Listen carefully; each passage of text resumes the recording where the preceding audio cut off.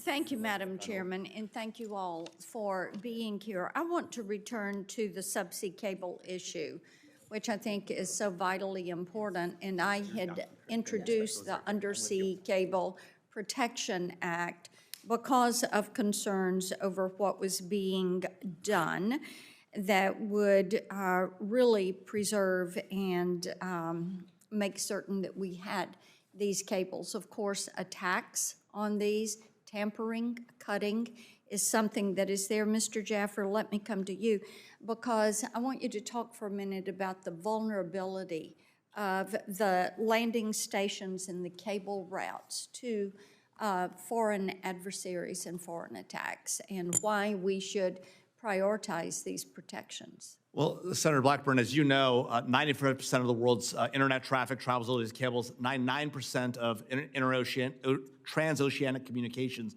go over these cables. And so you're right, it's not just the cables themselves that are vulnerable, it's the landing stations as well. Talk about the cables first. You've got cable cuts that have happened. We see them in Taiwan. We see them in the Baltics. The Chinese have been dragging their anchors intentionally. We think it's intentional, certainly maybe by accident. These things can happen at times. We know for a decade the Russians have been targeting our cables for surveillance, and they're almost certainly, if they're able to get devices on the cables to tap them, they can certainly disrupt them as well. So it's a huge problem when you talk about the quantity of communications that are there.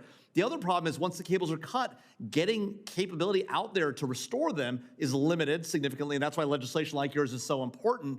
But we rely on Chinese companies to do a lot of the cable fixes, particularly in the Pacific.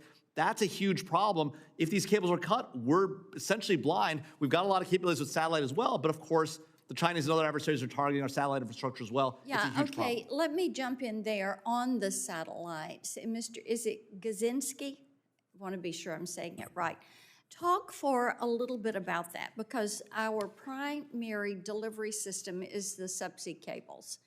And then you look at what we can do with the satellite capacity, and I think that what we have, satellites would offer about 50 terabytes. And, you know, we understand how indispensable this subsea infrastructure is. So talk with me about how we should look at the complementary roles of the subsea cables and then also the satellite system. Senator, thanks for the question. I think a couple of key points. You know, certainly the capacity for satellite communications is lower than that of subsea cables, but they do provide today both core critical infrastructure on an ongoing basis as well as key disaster failover capabilities. One of the core areas of focus, though, is the same risks that are present to those subsea cables are also present to satellites. They're vulnerable to both physical, electromagnetic, and cyber attacks. It's a core area of focus, something that we've looked at closely. In many cases, those deployed and operational satellite systems are either owned and operated underneath a foreign flag, or they have a number of foreign supply components into them. That same level of attention and focus that's paid to other aspects of the infrastructure is important to pay to that core aspect of failover infrastructure as well. Let me ask you this. Have you, by any chance, seen or are you aware of the Naval Cavitation Project at the Port of Memphis? Okay. It would be worth your time, because they are looking at the underwater and also the above, and it is a wonderful project there at the Port of Memphis. Mr. Jaffer, I want to come back to you. SIM farms. I think that these SIM farms that are powering the large robocall operations and the scams, and we're seeing a lot of these. There's been a lot of talk about that this week because of Black Friday and Cyber Monday. And what are the weaknesses in our current authentication systems when it comes to isolating or actually pinpointing these SIM farms? Yeah, well, as we've seen, we saw what happened. Chairman Cruz referred to it in his opening statement about the sim farm that we saw up in New York during the UN hearings. You've talked about it, and the fraud that we've seen against our seniors and a lot of consumers is hugely problematic. Obviously, we need to get better on this front. The question becomes, how do you do it in a way that's effective and still deployable on our current infrastructure? And that's, I think, the hard part.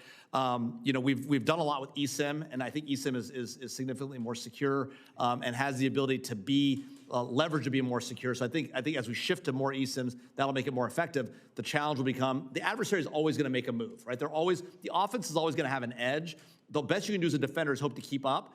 And with the advent of modern technology and AI in particular, people worry that the offense is going to get a lot better. But I believe actually it will allow our defense to get just as good and to keep up more effectively. And so I think applying those capabilities in the authentication domain is particularly important, not just, by the way, for SIMs, but for regular internet authentication as well, financial transactions and the like. We've seen the pivot to passkeys from passwords. That's a significant move. I think that's going to be empowered by our newfound AI capabilities. Thank you. Thanks, Madam Chairman. Thank you, Senator Blackburn. Senator Rosen, you are recognized.